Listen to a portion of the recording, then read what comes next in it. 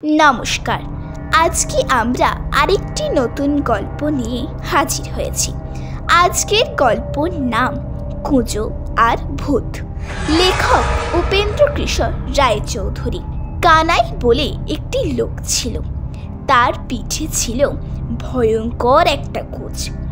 बेचारा बड्ड भालो मानुष छिलो। लोकेर अशुख बिसुखे ओषुधपत्र दिए तादेर कत उपकार करत, किन्तु कुंजो बोले ताके केउ भालोबासतो ना। कानाइयेर झुड़िर दोकान छिलो आर कोनो झुड़िवाला तार मतो झुड़ि बुनते पारतो ना। तारा ताके भारी हिंसा करत आर तार नामे जा ता बोले बेड़ातो। ता शुने लोके भाबतो कानाई बड़ दुष्ट लोक। ताके देखते पेले सकले मुख फिरिए थाकतो। बेचारार दुःखेर सीमाई छिलो ना। एत बड़ कुच निये माथा गुंजे चलते कानाइयेर बड्डई कष्ट हतो। एकदिन से एकटू दूरे एक जायगाय झुड़ि बेचते गेल आर दिन थाकते घरे फिरते पारलो ना। पथे एकटा पुरानो बाड़ीर काछे एसे एमनई अंधकार हलो आर तार एतई काहेल बोध हलो जे आर चला असम्भव। से जायगाटा भारी बिस्टी। लोके प्राणान्तेও से पथे आसते चाय ना, बोले ओटा भूतेर बाड़ी। किन्तु कानाइयेर बड्डई परिश्रम हयेछे, चलबार आर साध्य नेই। काजेই से सेखाने पथेर पाशे एकटू ना बसे आर कि करे। কতক্ষণ সে এভাবে বসেছিল তার কিন্তু ঠিক নেই। বসে থাকতে থাকতে তার মনে হলো যেন সে পুরনো বাড়িটার ভিতর থেকে আওয়াজ আসছে অনেকগুলো গলা মেলে। আহা কি সুন্দর সুরেই গাইছে। শুনে কানাইয়ের প্রাণ জুড়িয়ে গেল। সে অবাক হয়ে খালি শুনতেই লাগলো। গানের সুরটি অতি আশ্চর্য, কিন্তু কথা খালি এইটুকু, चून है, तेल है, इमली है, हींग है। শুনতে শুনতে কানাই একেবারে মেতে গেল। সে ভাবলো যে তারও গানটা না গাইলে চলছে না। কাজে সেও খুব করে গলা ছেড়ে সঙ্গে সঙ্গে ধরলো। लून है, तेल है, इमली है, हिंग है। এইটুকু গেয়ে ঝাঁক করে তার বুদ্ধি খুলে গেল। সে আরো উঁচু সুরে গাইল, লসুন হ্যায়, মরিচ হ্যায়, চ্যাং ব্যাং শুটকি হ্যায়। কানাই এই কথাগুলো খুব গলা ছেড়েই গিয়েছিল। সে গলার আওয়াজ যে সেই বাড়ির ভিতরে গাইয়েদের কানে গিয়ে পৌঁছেছিল তাতে আর কোনো ভুল নেই। সে গাইয়েগুলো ছিল অবশ্য ভূত। তারা সেই নতুন কথাগুলো শুনে এতই খুশি হলো যে তখনই ছুটে কানাইয়ের কাছে না এসে আর থাকতে পারল না।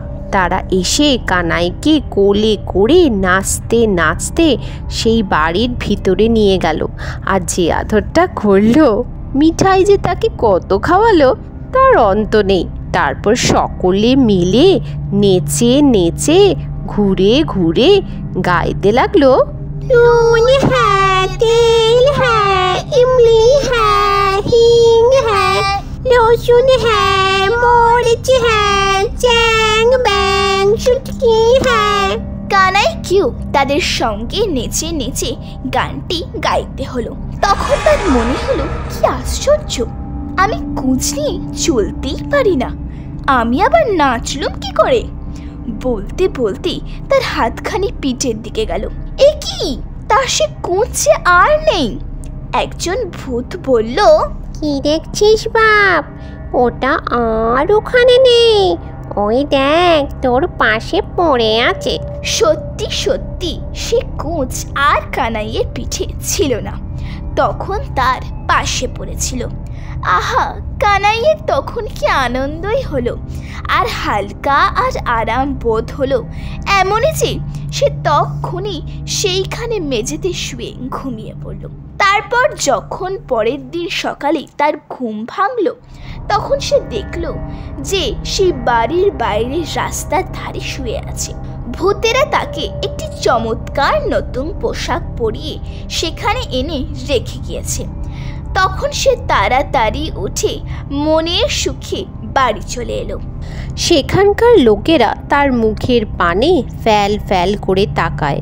কেউ তাকে চিনতে পারে না। সে যে তাদের সেই কুঁজো কানাই। ভূতেরা তার কুঁজ ফেলে তার এমনই সুন্দর চেহারা করে দিয়েছে এ কথা তাদের বোঝাতে তার অনেকক্ষণ লেগেছিল। তারপর দেখতে দেখতে কানাইয়ের কুঁজের গল্প দেশময় ছড়িয়ে পড়ল। যে শুনল সেই ভাবল যে এমন আশ্চর্য কথা আর কখনো শোনেনি। এখন আর লোকে তাকে দেখে মুখ ফিরিয়ে থাকে না। তারা হাসতে হাসতে ছুটে এসে তার সঙ্গে কথা কয় আর বাড়ির লোককে তার এই আশ্চর্য খবর শোনাবার জন্য তাকে নিমন্ত্রণ করে নিয়ে যায়। কত লোকে শুধু সেই গল্প শুনবার জন্য তার ঝুড়ি কিনতে আসে। ঝুড়ি বেচে সে বড়লোক হয়ে গেল। এমনই করে দিন যাচ্ছে। তারপর একদিন কানাই তার ঘরের দাওয়ায় বসে ঝুড়ি বুনছে। এমন সময় একটি বুড়ি সেই পথে এসে তাকে জিজ্ঞাসা করলো, হ্যাঁ গো, কেবল হাতি যাব, কোন পথে? কানাই বললে এই তো কেবল হাঁটি, তুমি কি চাও? বুড়ি বলল, তোমাদের গ্রামে নাকি কানাই বলি কে আছে? ভূতেরা তার কুশ সারিয়ে দিয়েছিল। তার মন্ত্রটা তার কাছে থেকে শিখে নিতে পারলে আমাদের মানিকের কুচটাও সারিয়ে নিতাম। কানাই বলল, আমি তো সেই কানাই, ভূতেরা আমায় কোচ সারিয়ে দিয়েছিল। এর তো মন্ত্রতন্ত্রের কিচ্ছু নেই। তারা রাত জেগে গাইছিল।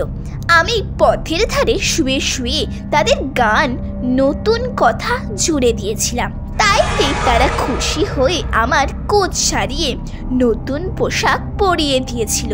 বুড়ি তখন খুঁটে খুঁটে সব কানাইয়ের কাছ থেকে জেনে নিয়ে তাকে অনেক আশীর্বাদ করে সেখান থেকে চলে গেল। সেই বুড়ির ছেলে যে মানিক, তার পিঠে ছিল কানাইয়ের কুঁজের চেয়েও ঢের বড় একটা কুঁজ। লোকটা এমনই দুষ্টু আর হিংসুটে ছিল যে পাড়ার লোকে তার জ্বালায় অস্থির থাকত। সেই মানিকের কুঁজ সারাবার জন্য তার বাড়ির লোকেরা একদিন রাত্রে তাকে গাড়ি করে এনে ভূতের বাড়ির কাছে রেখে গেল। সেখানে পড়ে পড়ে মানিক ভাবছে ভূতেরা কখন গান ধরবে আর তাতে সে কথা জুড়ে দেবে আর তার কুঁজ সেরে যাবে। তারপর যেই ভূতেরা বলেছে, নুন হ্যাঁ, তেল হ্যাঁ, ইমলি হ্যাঁ, অমনি মানিক আর তাদের শেষ করতে না দিয়ে চেঁচিয়ে বলল, গুরুচরণ ময়রার দোকানের কাঁচা গোল্লা হ্যাঁ, গুরুচরণ ময়রার দোকানের কাঁচা গোল্লা হ্যাঁ। তখন গানের তাল ভেঙে তো গেলই।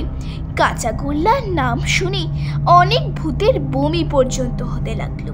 ভূতেরা এসব জিনিসকে বড্ড ঘৃণা করে, এর নাম অবধি শুনতে পারে না। কাজেই তারা তাতে বেজায় চোটে দাঁত খিচুতে খিচুতে এসে বলল, কে রে তুই অসভ্য বেতালা বেটা, আমাদের গান মাটি করে দিলি, দাঁড়া তোকে দেখাচ্ছি। এই বলে তারা কানাইয়ের সেই কুঁজটা এনে মানিকের কুঁজের ওপর বসিয়ে এমনই করে জুড়ে দিল যে আর কিছুতেই তাকে তুলবার জো নেই। পরদিন মানিকের বাড়ির লোকেরা এসে তাকে দেখে অবশ্য খুবই আশ্চর্য আর দুঃখিত হলো। কিন্তু গ্রামের লোকেরা বলল, বেটা যেমন দুষ্টু তেমনই সাজা হয়েছে। আজকের গল্প এখানেই শেষ। ধন্যবাদ।